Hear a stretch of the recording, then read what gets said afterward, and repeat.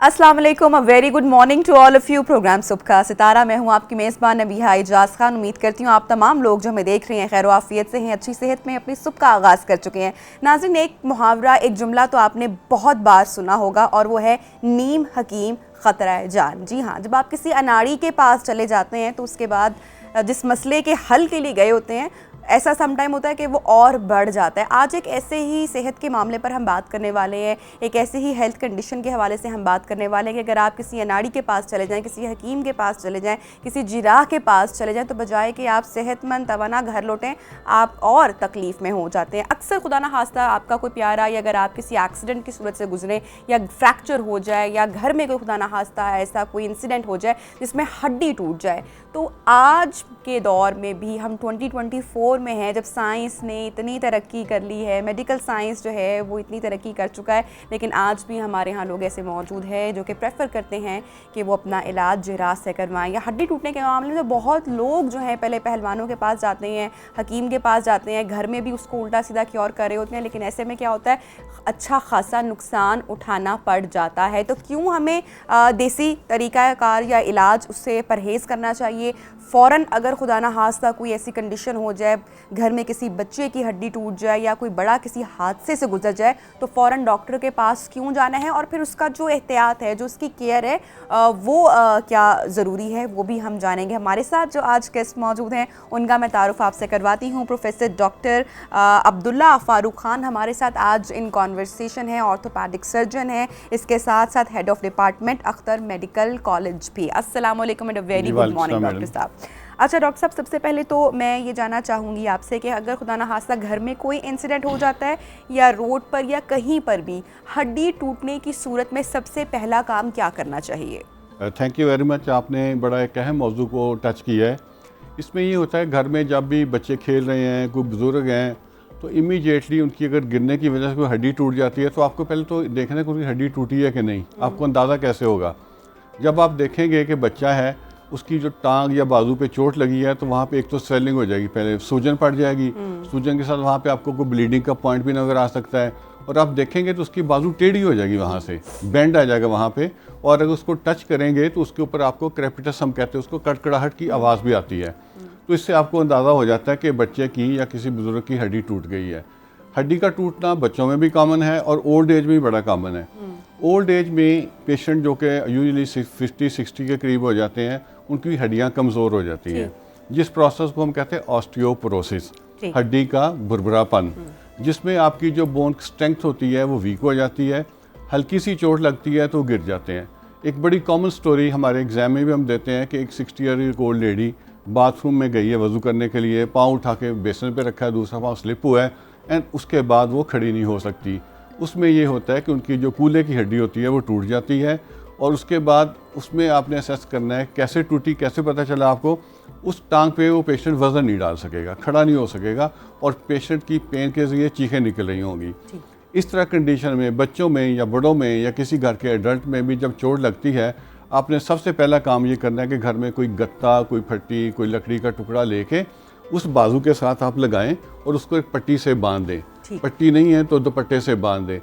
यूँ ही आप उसको लगाएंगे, पेशेंट की पेन कम हो जाएगी।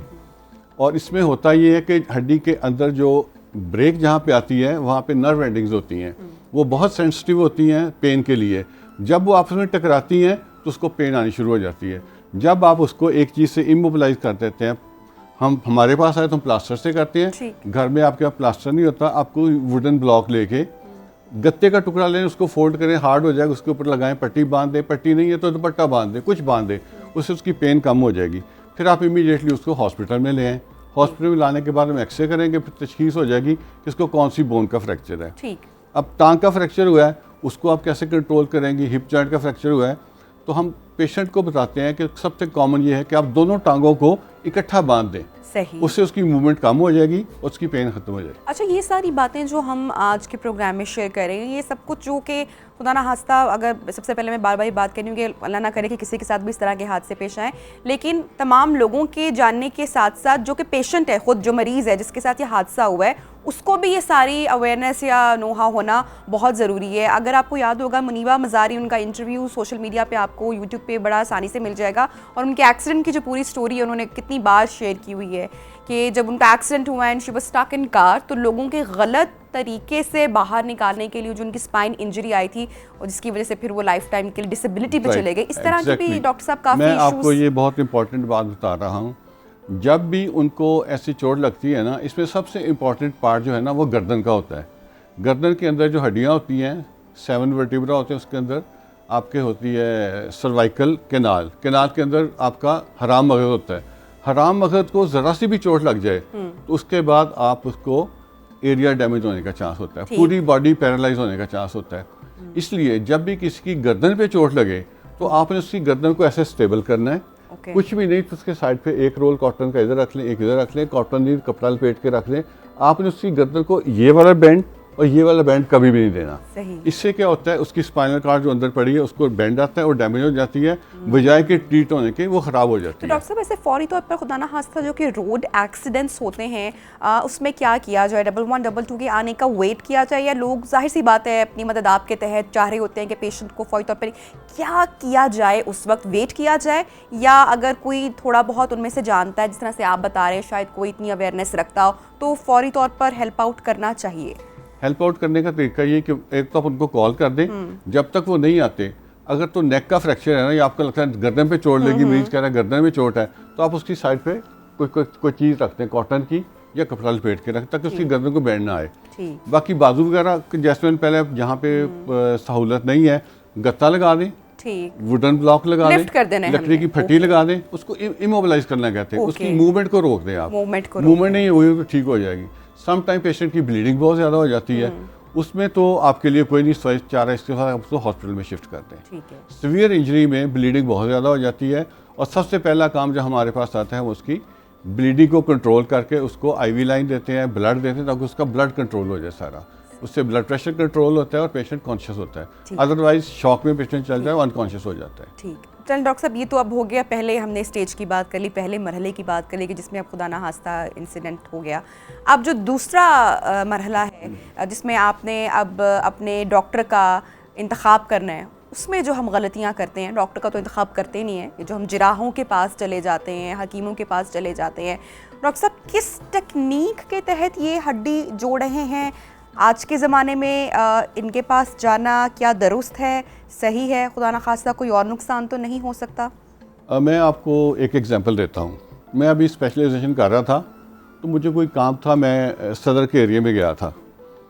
अभी मैं पूरा स्पेशलिस्ट नहीं बना था तब, तो मुझे किसी ने बताया था कि वहाँ पे एक बाज़ार है, सदर बाज़ार, जिसमें हड्डियों के जोड़ का इलाज किया जाता है। वो सारे पहलवान हैं, इसका जरा कह लें, उन्होंने छोटे छोटे बॉक्सेस बनाए हुए हैं, और उसके बाहर उन्होंने ना अब लिखा है मैं 2 महीने से इलाज कर रहा हूँ, 2 महीने पुराने फ्रैक्चर का इलाज करता हूँ, कोई कहते हैं पुराने जोड़ों का इलाज करता हूँ।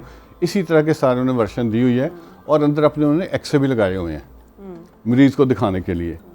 मेरे सामने एक मरीज़ को लेके आए, वो बेचारी एक औरत थी, दर्द से करा रही थी। वो अंदर उसको पास लेके गए ना, तो उसने उसको दिखाया, कहने लगा कि आपका ना कंधा उतरा हुआ है। डायग्नोसिस की हद तक वो ठीक था, क्योंकि एक्सरे में आपको कंधा उतरा नज़र आ जाता है। उसने नॉर्मल दिखाया, अब नॉर्मल एक्सरे दिखाया। उसके बाद उसको पता नहीं, उनका भाव ताव करके अंदर कमरे में ले गए, और मैं बाहर बैठा, मुझे चीखों की आवाज़ आ रही थी तकरीबन आधा घंटे के लिए। तो उसके बाद पेशेंट जो बाहर निकल के आया ना, तो बेचारा समझे कि पंजाबी में अदम हुआ, ऐसे हुआ बिल्कुल, उसे ना होश थी। तो उसको बाद में ले गए। अब अल्लाह जाने अंदर क्या किया उसने, क्या किया। अब हमारे पास ही अगर ये पेशेंट आता है शोल्डर डिसलोकेशन का, तो उसमें हमारे पास 2 तरीके हैं। पेशेंट को बिल्कुल पेन नहीं होती, यहाँ हम टीका लगाते हैं, एक लोकल एनेस्थीसिया कहते हैं, उसमें उसका रिडक्शन हो जाती है। अगर हम देखें कि वो उसका डिफ़िकल्ट है, हम उसको बेहोश करने के लिए सिर्फ 5 मिनट के लिए बेहोश करते हैं। टोटल 10 मिनट का प्रोसीजर है, उसकी शोल्डर डिसलोकेशन वापस आ जाती है। ऐसे ही एक और आपको एग्जांपल देता हूँ। मैं अभी हाउस जॉब भी कर रहा था, तो ईद के दिन मेरी ड्यूटी थी, तो मेरे पास एक बच्चा लेके आया, उसका वालिद हवादार था। उसके यहाँ पे पट्टी बांधी हुई एल्बो के ऊपर, उसका एल्बो के पास फ्रैक्चर हुआ था, पट्टी इतनी टाइट बांधी और तकरीबन 15 दिन से बांधी हुई थी कि उसका जो पूरा हाथ था, फोर आर्म था, ये ब्लैक हुआ था। इसको गैंग्रीन कहते हैं हम। यानी कि उसने इतनी टाइट पट्टी बांधी कि उसकी सर्कुलेशन ख़त्म हो गई। अगर कोई मरीज़ कहता है कि ये तो बड़ी टाइट है, कहते नहीं फ्रैक्चर ठीक हो रहा है। तो उसकी मुझे ईद के दिन उसका मैंने बाजू काटना पड़ा। उसके फादर की मुझे अभी तक शक्ल भी याद है, हवलदार था, मोहम्मद नईम उसका नाम था।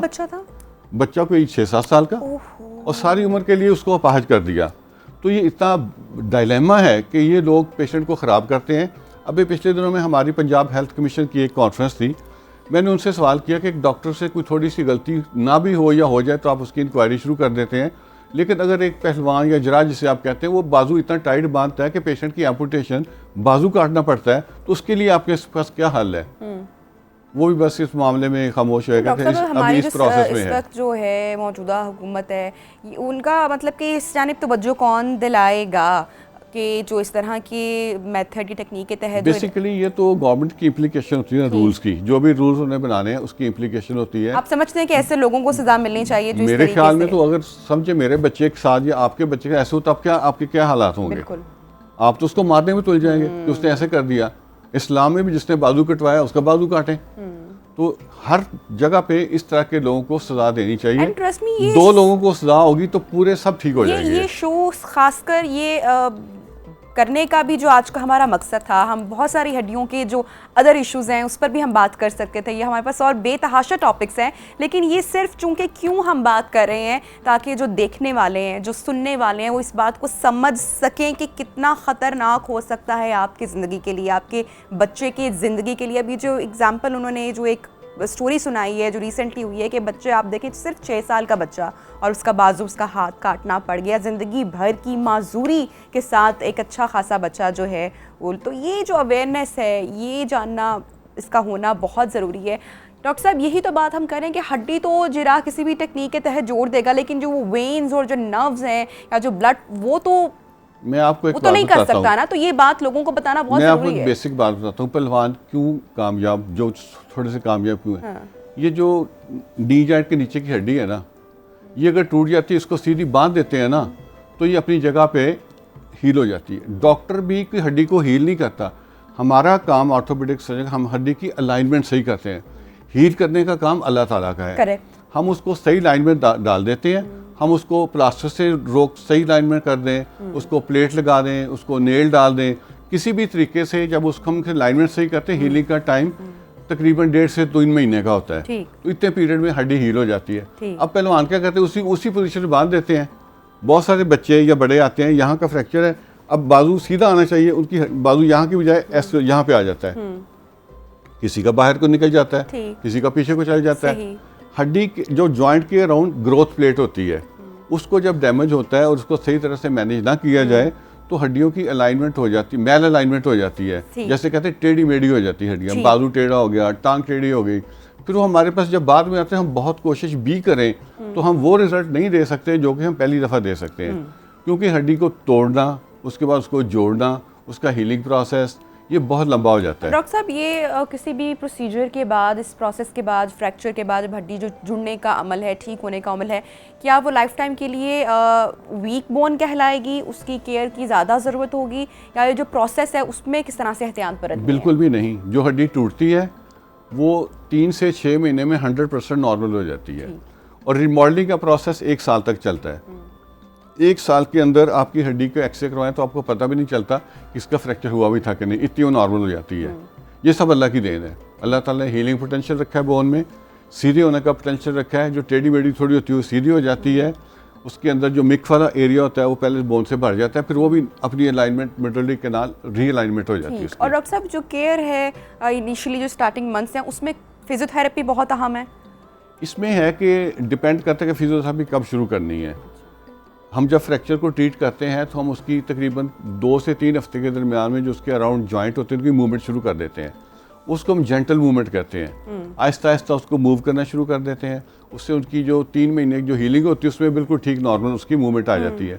लेकिन अगर किसी भी जोड़ को आप सीधा फिक्स कर दें तो उसकी मूवमेंट बाद में 1.5-2 महीने में डिफ़िकल्ट हो जाती है। मैं आपको एग्जांपल देता हूँ। आप बस में बैठी है ना, आप 3-4 घंटे का सफ़र है, उठेंगे तो आपके नी जॉइंट का क्या हाल होता है कितनी मुश्किल से वो सीधे होते हैं, और जब आप एक जोड़ को 2-3 महीने से फिक्स कर देंगे तो वो ठीक नहीं होते। इसलिए इसका प्रोसेस ये है कि हम जो ही सर्फ फ्रैक्चर ट्रीट करते हैं, with in 3 weeks to 4 weeks उसकी रेंज ऑफ मोशन एक्सरसाइज कहते हैं, फिजियोथेरेपी की हेल्प लेके शुरू करवा देते हैं। अच्छा डॉक्टर साहब, जो आपने इंसिडेंट शेयर किया 6 साल के बच्चे का, कि वो बच्चा जब आया तो उसका बाजू काला और इस कंडीशन को गैंग्रीन आपने बताया कहते हैं, तो खुदा ना खास्ता ये एक दिन में तो नहीं हो गया, उसकी पहली इनिशियल अलामात किस, कि अगर पेरेंट्स खुदा ना खास्ता जो अभी भी नहीं समझे और जाएं, तो अगर खुदा ना खास्ता ऐसी कौन सी अलार्मिंग सिम्टम्स हैं कि आप फौरन फिर डॉक्टर के पास जाएं?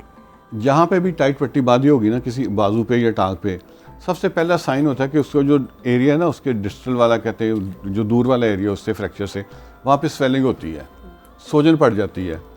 सोजन पड़ जाती है तकरीबन 3-4 दिन वो बढ़ती जाती है।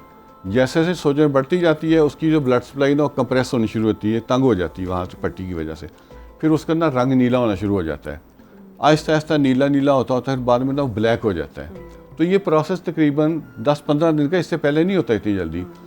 मैं ये एडवाइस करूंगा सब पेरेंट्स को, जिसने भी किसी पहलवान की अजरा से पट्टी करवाई है, आप उसके बाजू को, उसके टांग को और उसके पाँव को देखते रहें। अगर उसमें स्वेलिंग बढ़ रही है और उसका रंग खुदा ना खास्ता नीला होना शुरू हुआ ही है, तो आप इमीडिएटली डॉक्टर के पास जाएं, वो पट्टी कटवाएं, उसको नॉर्मल ट्रीटमेंट करवाएं, इंशाल्लाह ये बिल्कुल ठीक हो जाती है। अगर इनिशियली 1 हफ्ते में पकड़ा जाए तो बिल्कुल ठीक हो जाता है। डॉक्टर साहब, शहरों में तो शायद इस तरह के केसेस कम होते हैं, दो कि मैंने जितने भी ऑर्थोपेडिक सर्जन्स के साथ मैंने अपना शो किया है, मेरे ख्याल से सबने मुझे इस तरह के जो इंसिडेंट हैं वो तकरीबन कमोपेश बताएं कि इस तरह की स्वेयर कंडीशन में बच्चों को लाया गया है और उसके बाद उनका जो है वो जिस्म का कोई हिस्सा काटना पड़ा है। शहरों में तो शायद हैं केसेस, अभी भी होते हैं, आपने सदर बाज़ार का जिक्र किया, लेकिन हम देही इलाकों में चले जाते हैं, वहाँ पर जहाँ पर डॉक्टर या मेडिकल फैसिलिटीज़ कम है, वहाँ पर तो इलाज ही इस तरीके से हो रहा है। आप क्या समझते हैं कि क्या किया जाना चाहिए सोशल अवेयरनेस के हवाले से, ताकि लोगों तक ये बात पहुँचे, क्या होना चाहिए? इसमें यही कुछ प्रोग्राम ऐसे किए हैं जिसमें अवेयरनेस दी जाए कि लोगों को अगर कोई फ्रैक्चर हो तो आप किसी क्वालिफाइड डॉक्टर के पास जाएँ, MBBS के पास जाएँ, पहले उनको बता दें कि इसको क्या करने वाला है, उसको भी असेसमेंट होती है। फिर जो प्रॉपर क्वालिफाइड इसके ऑर्थोपेडिक सर्जन होते हैं, उनके पास अगर पहुंच जाए, आपको जो मशवरा है उसको माने। मैं एक ट्रस्ट हॉस्पिटल में काम करता हूँ मॉर्निंग के टाइम, वहाँ पे ऐसी पुअर क्वालिटी जो आप कह रहे हो आते हैं, उनके दिमाग अल्लाह जाने कैसे हैं, उनको मैं समझाता हूँ कि इसको ऑपरेट करवा लो, हमारे पास दूसरे दिन ऑपरेट कर देंगे, फिर भी कहते हैं नहीं हम भी सोचेंगे, और बाद में जरा के पास चले जाते हैं और 3 हफ्ते बाद वापस आते हैं जब हड्डी गलत जुड़ रही होती है, तो फिर कहती है तो ऐसे हो गई है, तो क्या करें। तो इस तरह की कंडीशन में हमें कोई जैसे आप प्रोग्राम कर रही हैं और सेल्फ अवेयरनेस प्रोग्राम करने चाहिए, पब्लिक को पता होना चाहिए। हमारे जो रूरल हेल्थ सेंटर है उनमें जो डॉक्टर बैठे हैं वो भी पेशेंट को बताएं, कोई ऐसा केस आता है उनको बताएं कि उसको प्रॉपर जगह पे ट्रीटमेंट किया जाए। अब मैं आपको बताता हूँ, आपका रेडियो ख़राब हो गया, आपकी घड़ी ख़राब हो गई, आपका टीवी ख़राब हो गया, कहाँ लेके जाएंगे? उसके पास टेक्नीशियन के पास लेके, जिसकी क्वालिफिकेशन बहुत थोड़ी होती है, आप कुछ नहीं करते, कपड़े की दुकान पे तो नहीं लेके जाएंगे, नॉन क्वालिफाइड के पास नहीं आके लेके जाते, ठीक है। टीवी को टीवी वाली दुकान पे, फ्रिज को फ्रिज वाली दुकान पे, एसी को एसी वाली दुकान पे, कभी क्रॉस नहीं मार के दर्जी के पास ही लेके जाएंगे आप, ठीक है ना। तो जब एक क्वालिफाइड बंदा मौजूद है उस काम में, उसकी मेहनत आपको मैं बताऊं, 16 साल के बाद तकरीबन 24 साल में MBBS डॉक्टर बनता है और 6 साल की ट्रेनिंग है ऑर्थोपेडिक की, उसके बाद वो भी जो कि सीधा बंदा चलता जाएगा। 30 साल की उम्र में एक क्वालिफाइड ऑर्थोपेडिक सर्जन बनता है, उसके बाद फिर वो हाउस जॉब सीनियर रजिस्ट्रार बनता है, फिर वो कंसल्टेंट बनता है ऐसा ऐसा। तो बनते बनते कोई 35-40 साल उम्र में उसका तजर्बा होता है इतना कि जो आपको वो दे रहा है उसको माने, बिल्कुल, बजाय कि आप वो एक अनक्वालिफाइड बंदे के पास अपनी ट्रीटमेंट करवा रहे हैं। और बिल्कुल, मैं हमेशा ये, जब भी हम हेल्थ के हवाले से या बात करते हैं तो मैं कहती हूँ हमेशा अपने डॉक्टर पर ट्रस्ट करना सीखें, अपने डॉक्टर को ट्रस्ट किया करें। ख़ुद से हम लोग सेल्फ मेडिकेशन बहुत सारी करते हैं, बहुत नुकसान उठाना पड़ता है। अक्सर ख़वातीन डॉक्टर साहब, आपको पता है एक नुस्खा जो होता है वो पूरी फैमिली में चल रहा होता है, तो ये बहुत ही ख़तरनाक हो सकता है। तो खुदारा अपने आप को एजुकेट करें, इससे बच करें। डॉक्टर साहब, लास्ट अवेयरनेस मैसेज जो आप देना चाहेंगे? अच्छा, कुछ पहलवान ऐसे भी हैं समझदार हैं, उनको पता होता है कौन सी हड्डी जुड़ जानी है, कौन सी गलत जुड़नी है, कौन सी सही जुड़नी है, वो पेशेंट को भेज देते हैं हॉस्पिटल। हमारे प्रोफेसर थे एक, हम एक पेशेंट को देख लो, उसका ना ये नेक फीमर का फ्रैक्चर था, हिप जॉइंट का, तो कहने लगे देखना अब क्या कहता है, कहते ही कहेगा काले पहलवान ने भेजा है। वो हमने गए, बेड पे गए, पेशेंट ने, हाँ जी आपको क्या हुआ है? जी हड्डी टूट गई। आप कहाँ से आए हैं? जी फलानी जगह से आए। किसने भेजा? मुझे काले पहलवान ने भेजा है, वो कहता था कि उस डॉक्टर के पास चले जाओ, वो मेरा शागिर्द है, और उसने ना ठीक किया तो फिर मेरे पास आना। और उसको पता है कि ये हड्डी नहीं जुड़ती, उसमें हमें हिप रिप्लेसमेंट करनी पड़ती है। उसको तजर्बे से इतना पता है, चलो उसने भेज दिया सही जगह, लेकिन अपने आप को लेट डाउन नहीं किया, लेकिन अपने आप को कवर भी कर लिया, उसने पेशेंट का भी बेनिफिट कर लिया। चले ये इस लिहाज से उसने कुछ तो उसकी हेल्प की ना, सही हेल्प कर दी, नुकसान करने की मैं एक बजाय। एंड मैसेज दे रहा हूँ, फ्रैक्चर अराउंड द एल्बो ये बड़े डेंजरस होते हैं। इसमें हड्डी टेढ़ी हो जाती है, इसको आप क्वालिफाइड सर्जन से ही करवाएं। नी जॉइंट के अराउंड जो फ्रैक्चर होता है उसमें भी हड्डी टेढ़ी होने का बहुत ज़्यादा चांस है, क्योंकि यहाँ पे ग्रोथ प्लेट होती है जो हड्डी बढ़ती है, उसको अगर मेल अलाइनमेंट कर दी जाए ना तो हड्डी गलत जुड़ जाती है। आप समझे एक ईंट आप दीवार खड़ी करनी है, आप सीधी ईंट रखेंगे ना तो दीवार सीधी होगी, अपने बेस से ईंट थोड़ी टेढ़ी कर दी तो दीवार टेढ़ी चली जाएगी। ऐसे ही हड्डी की ग्रोथ का प्रोसेस है। तो इसको आप सही करेंगे, अलाइनमेंट सही रखेंगे शुरू में तो सही होगी, अगर शुरू में उसका बीज ही गलत बोया गया फिर खराब होनी शुरू हो जाती है। Thank you so much professor doctor Abdullah Farooq Khan हमारे साथ इन कॉन्वर्सेशन थे, और फ़र्क जो उन्होंने आज बताया है और जिस तरीके से आपको एजुकेट किया है, खुदारा उस बात को समझना है, अंडरस्टैंड करना है और बेहतर फैसला करना है। अगर आप चाहते हैं कि आप अच्छी सेहत में हो, आपका बच्चा खुदा ना खास्ता किसी बड़े नुकसान से बचे, तो खुदा ना खास्ता किसी भी इंसिडेंट एक्सीडेंट की सूरत में क्वालिफाइड डॉक्टर के पास ज़रूर जाएं। ब्रेक लेते हैं, ब्रेक के बाद आपको ज्वाइन करेंगे। Stay with us.